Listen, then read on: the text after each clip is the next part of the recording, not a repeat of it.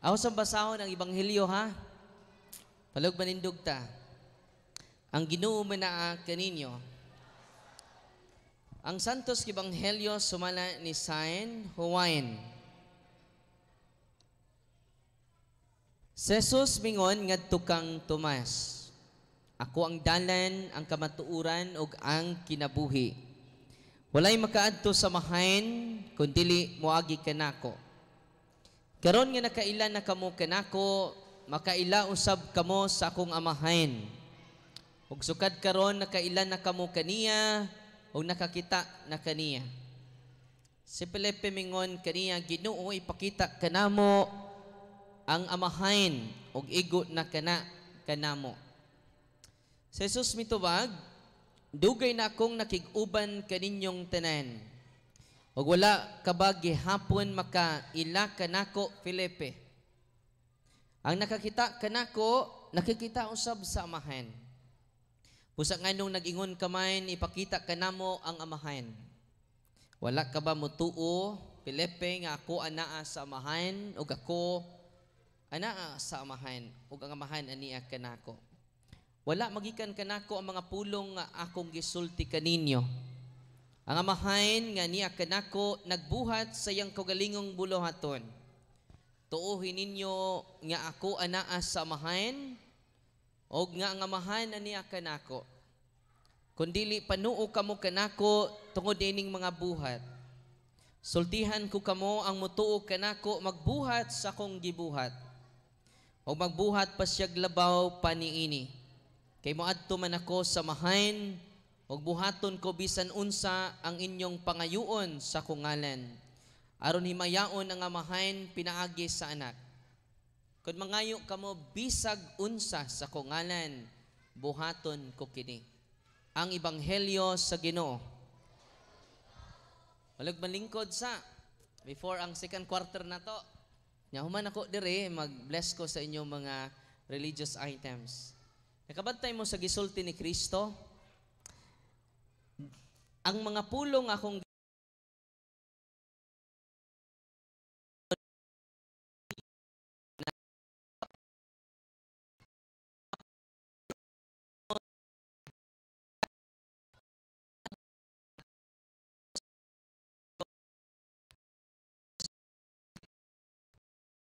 niyang gisulti gikan sa Dios Amahan.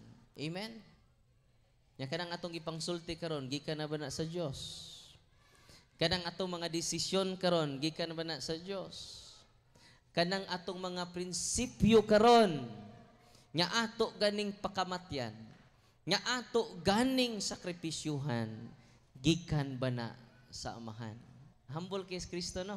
Dios samta siya, pwede ra siya magwalig iyasad. Kay Dios man siya.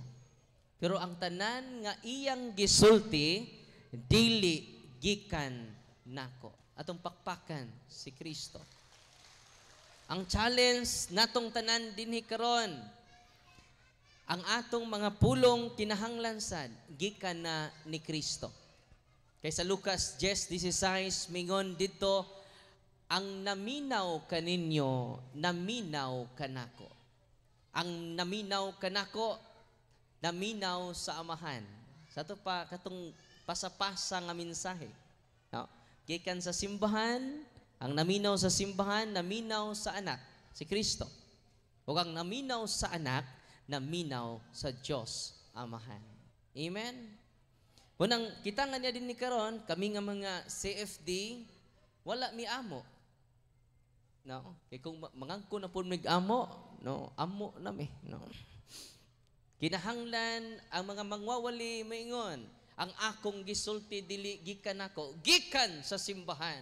Kay ang naminaw sa simbahan, naminaw sa atong Ginoong Hesukristo. Amen. Ug ang naminaw sa atong Ginoong Hesukristo, naminaw sa Dios Amahan. Kay daghan naman karon ang atong gipaminaw. Ang pangutan na karon, ang iya bang mga pulong ang atong gipaambit sa usag-usa kanato. Grabe no? Humble kay Kristo no? Daghan ng sobraan ka bright ron. Ang ila ng filosofiya, ang ila ng ideolohiya, ang ilang gisangyaw sa Facebook.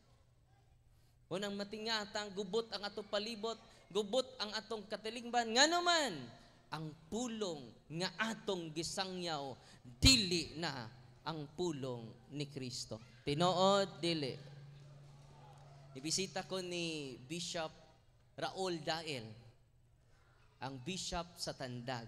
Ningon siya nako, Darwin, Father Darwin, kana bitawng San Juan 1:1, ang pulong uban sa Dios ug ang pulong Dios.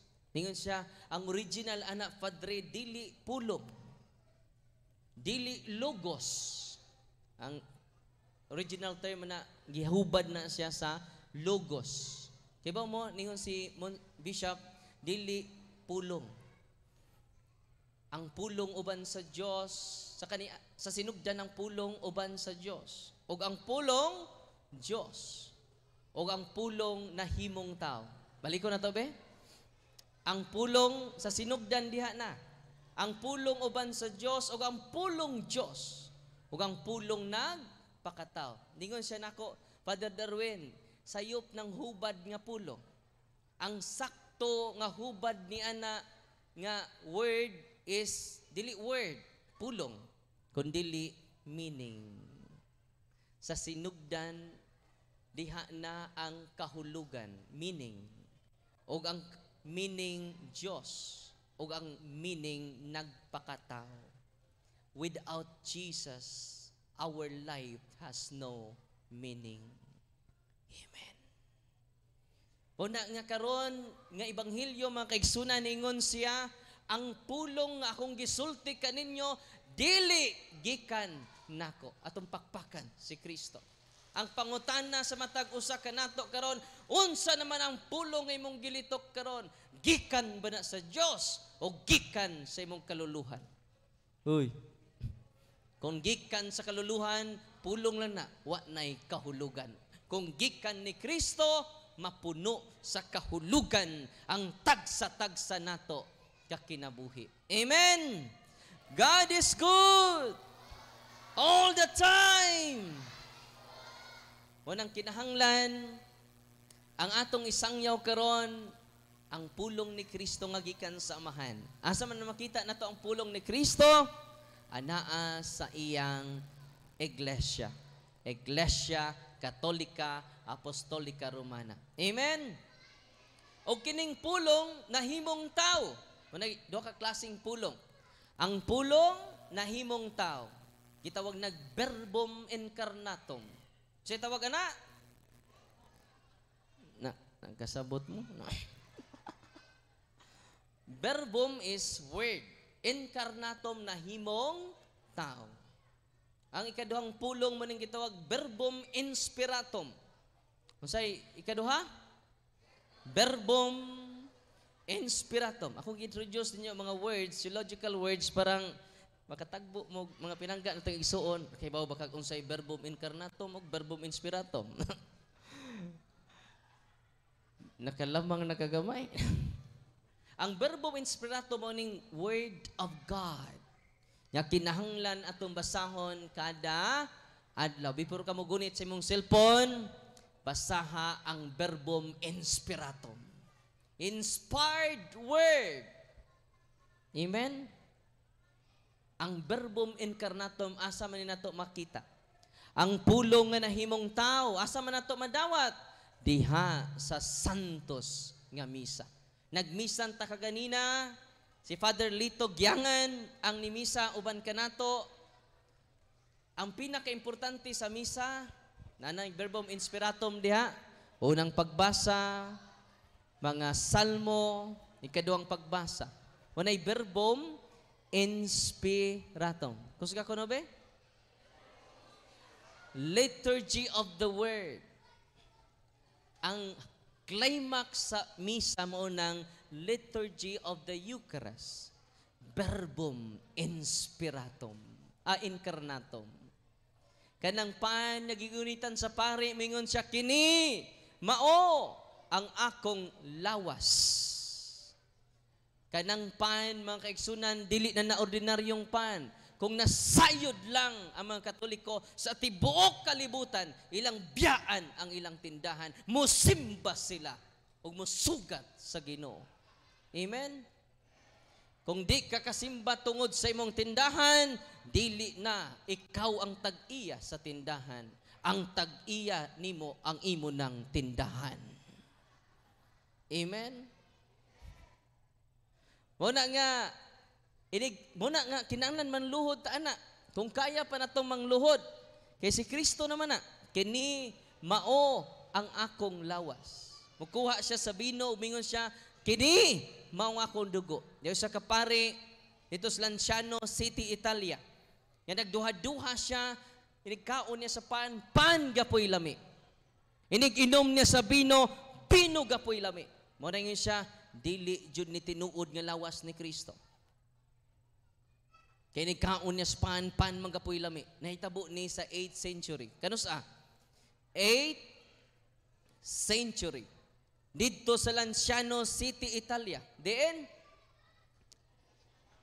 O, paminaw mo kay, di ka uli, ang di ka tubag. Na doon natay module karon. Nakaroon mga kaigsunan, unsay nahitabo? 8th century ni. Pagmisa niya makaigsunan, hapit mabudlat yang mata sa kalisang. Kaya ang pan, nga ordinaryong pan, pag-consecrate niya sa pan, ang pan na himong labas, nga unod sa tao, nagkadugo. Tinuod kayo ng gingon ni Kristo, ako ang pan niya gikan sa langit. Ug ang pan niya kung ihatag kaninyo, mao ang akong unod. Atong pakpakan si Kristo. Ug ang ipainom ko kaninyo, mao ang akong dugo. Pag-consecrate niya sa bino makaigsunan og mingon siya, kini mao ang akong dugo. Ang tibuok nga bino makaigsunan na himong labas nga dugo. Mga kaigsunan, kung nagduda mo, i-search ninyo, human ninyo pamati sa akong gisulti. Kay hangtod karon 2024 na ta. Usa man ta kadlaw ron? April, May. Anong April po ito, no? May 3, 2024, alas 9:27. Hangtod karong segunduha, ang pan nga nahimong unod, hangtod karon wa madugta. Atong pakpakan si Kristo. Ug ang bino nga nahimong dugo, hangtod karon wa papod madugta. Matud pa sa science, after 5 years, unsa to? After mamatay ta, inig lubong na to, after 5 years, unsay mahitabo sa atong unod ug dugo? Madugta, mapulbos, tinuod dili. Pero ang mao milagro makaigsunan gikan sa 8th century, 2024 na ta karon, more than 1,000 of years.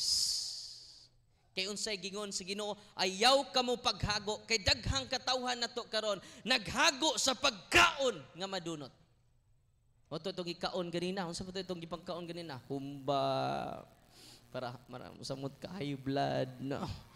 Dinuguan. Kadtong tanan nga atong gikaon ganina, pagkaon tom nga madunot, apil ang nikaon, utro sang madunot. Apil ni nagwali, balata ni. Tinoo dili. Ningon ang atong Ginoo, ayaw ka mo paghago sa pan nga madunot, pagkaon nga madunot. Ang anak sa tao adunay giandam kaninyong tanan, pan nga dili madunot. Atong pakpakan si Kristo. Dili bakakon si Kristo, tinuod ang iyang giingon, kay nganuman hangtod karon 8th century sa Lanciano, Italy, ang pan nga nahimong unod, ang bino nga nahimong dugo, hangtod karon wa pa madugta. Tinuod gayod ang iyang giingon, ang akong ipakaon kaninyo, pagkaon nga dili madunot. Amen. Mga tatay, mga nanay, kung doon na kamo'y dalunggan, pamati kamo, unahan ninyo ang santos kamisa, nga naman, pagkaon na, nga dili madunot. Unsa may nahitabo nato, giuna nato ang habab. Kung dunay santos nga misa, gamay ra ang nanimba. Mas daghan pa ang pamisa sa mga kalag. Mas maayo pa ang mga kalag kay nanimba. Asa raman ang nagpamisa. Uy.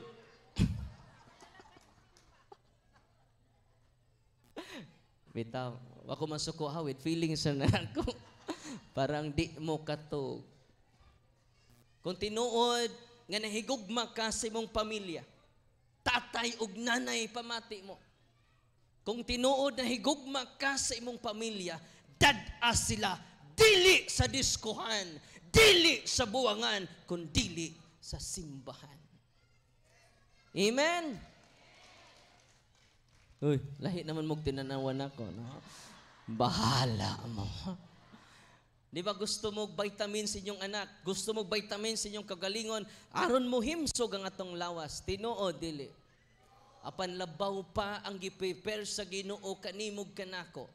Ang iya dyong kagalingon. Kinsa man ta nga mo say no sa giprepare sa Dios sa mga Dios. Hari sa mga hari. Gibaylo lang nimo ang imong pagdawat ni Kristo sa imong labhonon. Lunes kadto Sabado wa ka mang laba. Inang kadumbinggo klaro kayong labhonon. Tinoo dili. Seek ye first the kingdom of God, and all this thing shall be added unto you. Amen. Mga tatay nga ni adinhi karon, mga nanay nga ni adinhi karon. Kung tinuod mong nahigugma sa inyong pamilya, ayaw i-provide sa mga anak ang mga gadgets. Uy, wa na itug na inyong mga anak. Nagpitok-pitok na ang mata.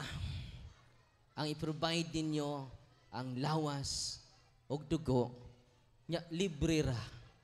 Inigsuod ni mo simbahan, wa joy entrance fee. Inigsuod ni mo diskuhan, na ay entrance fee. Inigsuod ni mo buwangan, dunay entrance fee. Sa simbahan, wala. Inigkalawat ni mo di mo ng pare, sakristan, bantayin ng wa muhog sa sibot, sakristan.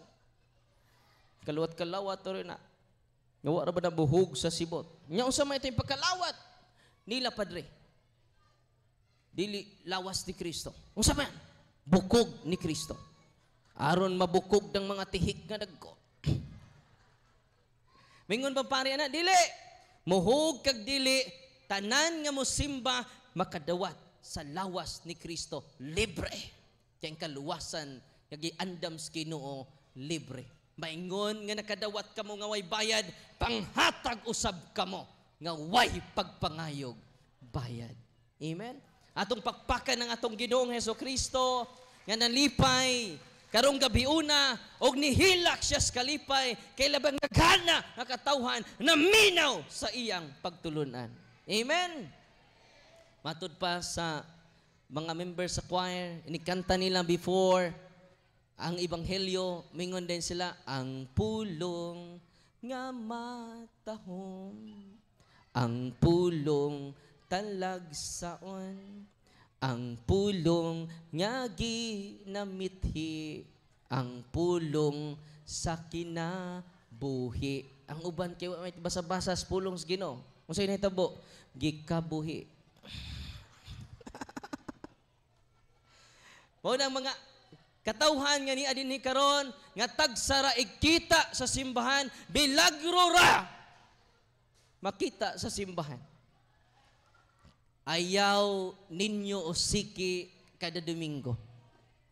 Unsay nitabo detong Lansano, Italy, detong 1970 to 1971, gi-underwent panig scientific investigation. Grabe no? Wa matagbaw ang simbahan. Ila pa kining gi-process ang pain nga nahimong unod, ila pang gi-examine, scientific investigation. Unya ang mga doktor, mga scientists, mga secular scientists. Unsa to? Dili mga religious. Parang way bias. Gikwaan mo ning ostiyas nga nahimong unod, gikwaan nila bahin, ang bino gikwaan pod nila ang bino nga na imong dugo, ilang ikuha og sample. Gidaan nila dadto ni Dr. Eduardo Linoli. Uban sa gatusan ka mga scientist. Pila ka sa mga scientist? Gatusan. O kining gatusan ka mga scientist, before ko padayon, ang pagtulunan sa simbahan mao kini. After consecration sa pan o bino sa pari, dili na ordinaryong pan, dili na ordinaryong bino, real flesh, real blood. Unsay pagtulunan sa simbahan? Real flesh, real blood of Jesus Christ. Dili siya symbol, real Christ. Kay ba mo, ang konklusyon sa mga scientists, kikuhaan nilang sample, ningon sila, the flesh is real flesh. Tupakpakan si Kristo. Usa kinahanglan maminaw ta sa atong simbahan, kay siya ang nagpadayon sa pagtuludan ni Kristo. Taliwala nining daghan kay mga simbahan nga tinukod lamang og tao. Amen? Yang mubalhin ka tinukod tao, di na kakakalawat. No, sa pan sa kinabuhi. Ikaduha, ilanggi, examine ang dugo. Imagine naka 8th century, 1970 pa, nilagi examine. Yet the flesh, the blood is real blood. Kibaw mo, muadto mo dito sa Lanciano, Italy karon, napagi-display ang monstrance o katong murag chalice nga glass nga naa dito hangtod karon wa madugta. Amen? Kung ang mga Katoliko masayod niini, doble ang atong sakripisyo sa pagdawat sa lawas ni Kristo. Dili pari ang inyong gisimba, dili obispo.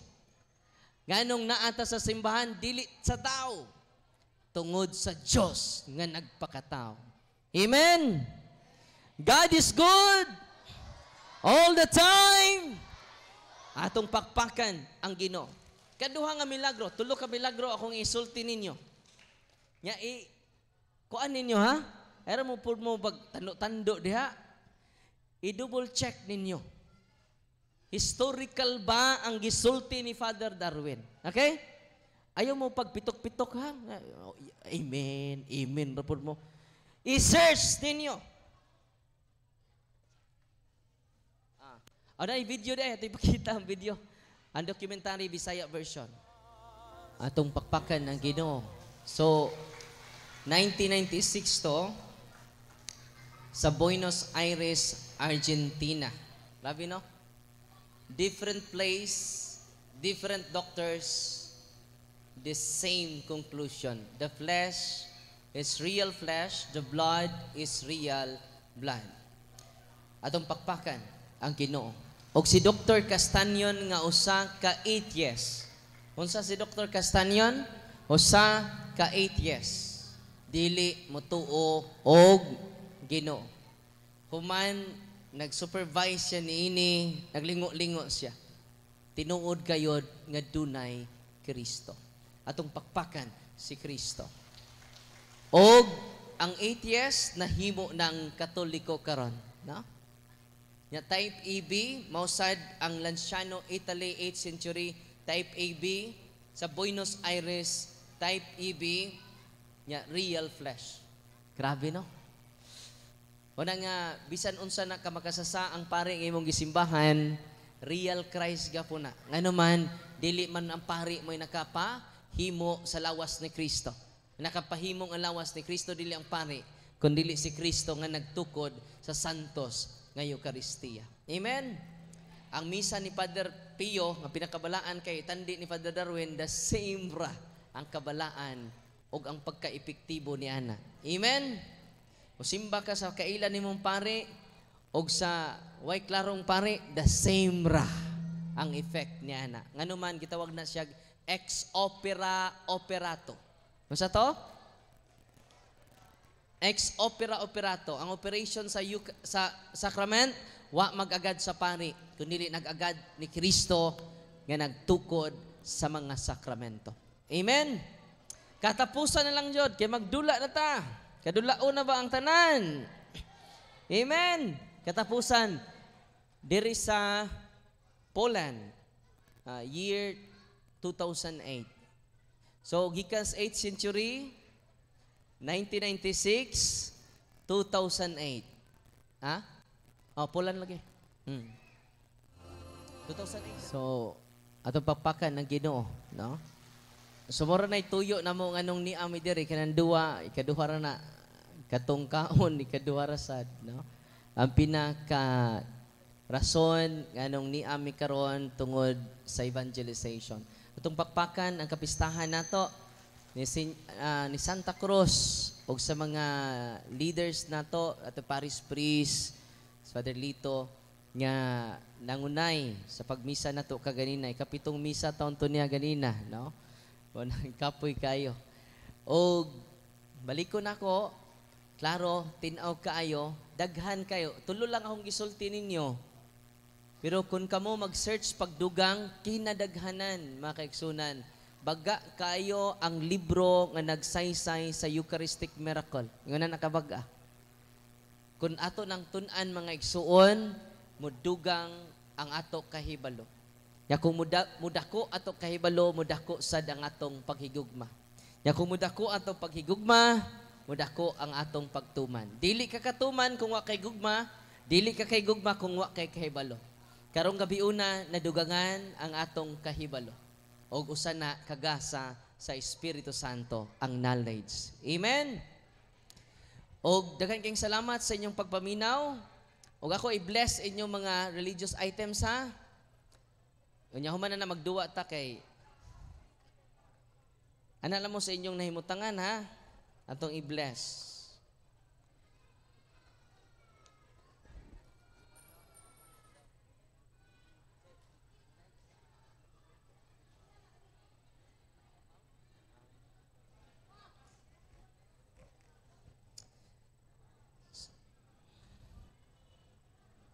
Unya sa mga hawa kay baw sa gamit sa mga religious items, labi na sa oil, sa water, and sa salt, follow and subscribe mo sa YouTube channel nato. Kay daghan kay mga top nato nga makahatag dinyo og inspirasyon. Unahon nato bless ang inyong salt.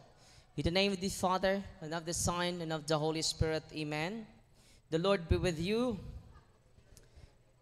You creature of salt, I purge of evil with the living God, by the true God, and with the holy God. By the God who ordered you, through Eliseus the prophet, to be cast into water, to cure its untruthfulness. Be thou a purified salt, for the health of believers, giving soundness of body and soul, to all who use you. In whatever place you are sprinkled, may phantasm and wickedness and Satan's cunning be banished, and let every unclean spirit be repulsed by him, who shall come to judge the living and the dead, and the world by fire. Almighty everlasting God, humbly we implore your boundless mercy, that you would dine of goodness to bless and sanctify this creature of salt, which you have given for the use of mankind. May all that use it find in it a remedy for soul and body, and let everything with the touches or sprinkles be freed from uncleanness, and assault from evil spirit, through Jesus Christ our Lord. Ang inyong salt, holy and exorcised salt. Ano sa inyong salt? Holy and exorcised salt. Ang una ni gamit ini si Prophet Eliseo sa 2 Kings chapter 2 verse 19.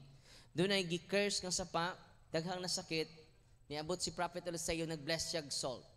Og iyang gi-sprinkle sa sapa na ulian ang curses and poison. Unsay gibutang diri sa ritual through Prophet Eliseo. So appeal si Prophet Eliseo kay siya may una naghimo sa blessing sa salt. The prophet to be cast into water. Be thou a purified salt for the health of believers, giving soundness, that this creature's salt which you have given for the use of mankind. Kinsa mo gamit? Mankind. For the use of mankind.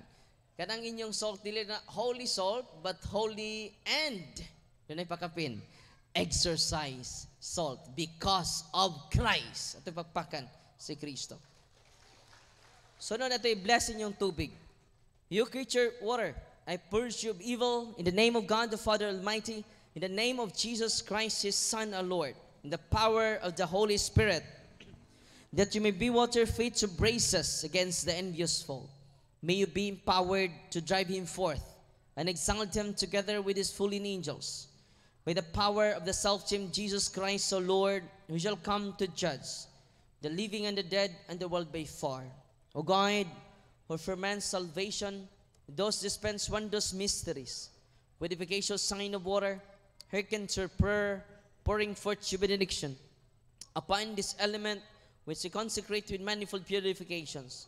Let these creatures serve you in expelling demons and curing diseases. Whatsoever it sprinkles in the homes of the faithful, be it cleansed and delivered from harm. Let such homes enjoy a spirit of goodness and an air of tranquility, freed from painful and needy snares. By the sprinkling of this water, may everything opposed to the safety and repose of them that were therein be banished, so that they may possess the well-being they seek, in calling upon your holy name, and be protected from all peril through Christ. So Lord, may the salt and water be mixed together. In the name of the Father, and of the Son, and of the Holy Spirit. Sagulin niyo og salt ang inyong tubig. The Lord be with you, author of invincible strength, and King of conquerable empire, ever the glorious triumphant one, who restrained the force of the adversary, who overcome the fierceness of the devouring enemy, who valiantly put down hostile influences. Prostrate and fearsome we beseech you, Lord, consider kindly this creature of salt and water. Make it honored and sanctify it with a due your sweetness. Wherever it is sprinkled in your name, may devilish infections cease, venomous terror be driven afar, but let the presence of the Holy Spirit be ever with us, as we implore your mercy to Lord Jesus Christ, your Son, who lives and reigns with you in the unity of the Holy Spirit, one God, forever and ever. Amen. Ang inyong tubig, holy and exorcise water. So na tayo bless ang inyong oil. Our help is in the name of the Lord, who made heaven and earth.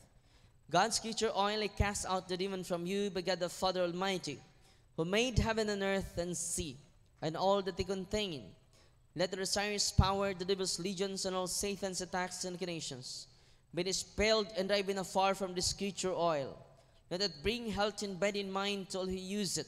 In the name of God the Father Almighty, in the name of Jesus Christ, His Son, our Lord, in the power of the Holy Spirit, the Advocate, as well as in the love of the same Jesus Christ, our Lord, who is coming to judge both the living and the dead and the world by fire. Lord God Almighty, before whom the host of angels stand in awe, and also the service for acknowledgement, please you to regard feebly to bless and hallow this creature oil, which by power has been pressed from the juice of olives. You have ordained it to anoint the sick, so that when the may dwell, they may give thanks to you, the living and true God. Grant to pray that those who use this oil, which are blessing in your name, may be delivered from all suffering, all infirmity, all wants of the enemy. Let it be a means of averting any kind of adversity from man, made in your image and redeemed by precious blood of your Son, so that he may never again suffer the sting of its serpent through Christ. So Lord, ang inyong oil, holy and exorcise oil. Olive oil ha, dili baby oil. Dili po efficacent oil. Oil appeal inyong pau di arco. Masig inyong gi-appeal inyong maintenance sa diabetes, wala na appeal.